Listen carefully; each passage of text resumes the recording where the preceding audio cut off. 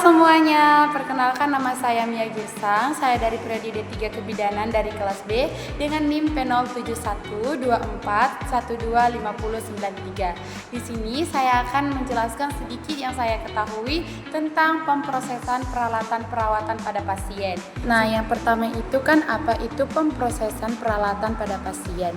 Pemprosesan peralatan pada pasien adalah serangkaian langkah yang bertujuan untuk agar aman dan dapat digunakan kembali. Dengan tujuan untuk mencegah penularan mikroorganisme seperti virus, bakteri, untuk menjaga keselamatan pasien serta tenaga medis yang menggunakan alat untuk memeriksa pasien. Nah, pada pemprosesan peralatan perawatan medis yang digunakan oleh tenaga medis terbagi menjadi dua jenis prosesan utama. Yang pertama itu dekontaminasi, di mana dekontaminasi adalah proses fisik dan kimia untuk membersihkan alat medis dari kotoran, residu organik, ataupun material lain agar tidak berbahaya dan siap untuk digunakan pasien. Nah, tahap yang kedua itu adalah sterilisasi. Sterilisasi ini adalah proses akhir yang dimana untuk menghilangkan semua bentuk kehidupan mikroba dari alat medis, memastikan alat benar-benar steril dan aman untuk digunakan pada pasien. Nah, sekarang beberapa langkah dekontaminasi setelah peralatan selesai digunakan. Yang pertama itu pra-pembersihan atau pra-cleaning. Rendam peralatan dan masukkan instrumen dan peralatan ke dalam larutan dekontaminasi. Misalnya larutan kloroid 0,5% ataupun larutan enzimatik. Rendam selama 10-15 menit. Perendaman ini bertujuan untuk melunakkan dan membunuh mikroorganisme yang tertempel pada peralatan yang kita gunakan. Yang kedua itu pembersihan. Angkat peralatan dari larutan dekontaminasi dan bilas di bawah air mengalir. Gunakan air yang dingin ataupun hangat, bukan air panas, untuk mencegah darah yang menggumpal pada peralatan. Yang ketiga itu gosok dan sikat. Gosok dan sikat setiap permukaan peralatan secara menyeluruh. Pastikan semua kotoran dan sisa organik terangkat, termasuk pada celah-celah kecil. Yang berikutnya itu bilas bersih.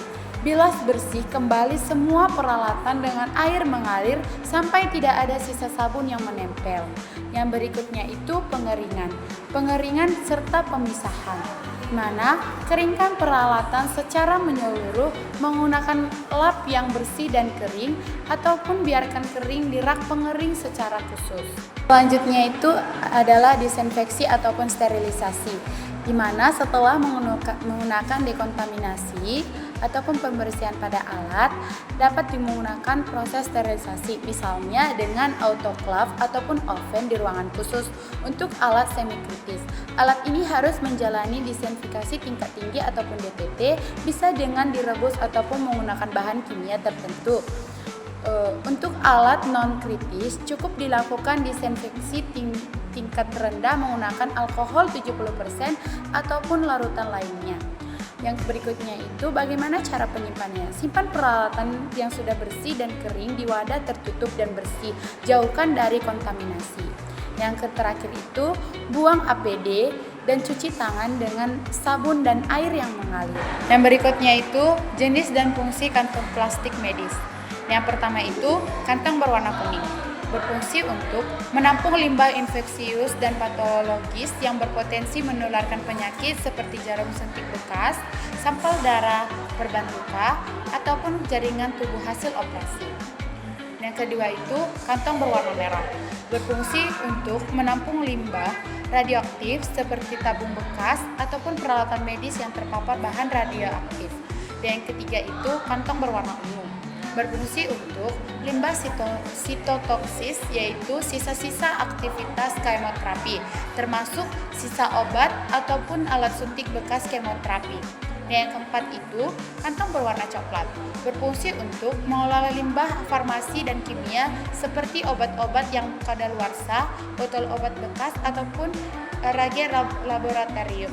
Yang kelima itu kantong berwarna bening ataupun putih, berfungsi untuk membuang limbah non medis, yaitu kering, seperti kertas, plastik, serta kemasan alat-alat medis. Mungkin sekian sedikit yang bisa saya sampaikan mengenai pemprosesan peralatan perawatan medis serta kantong-kantong plastik yang berada di rumah sakit yang digunakan oleh tenaga medis.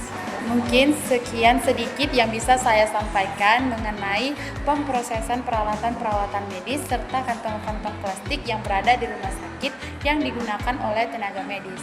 See you!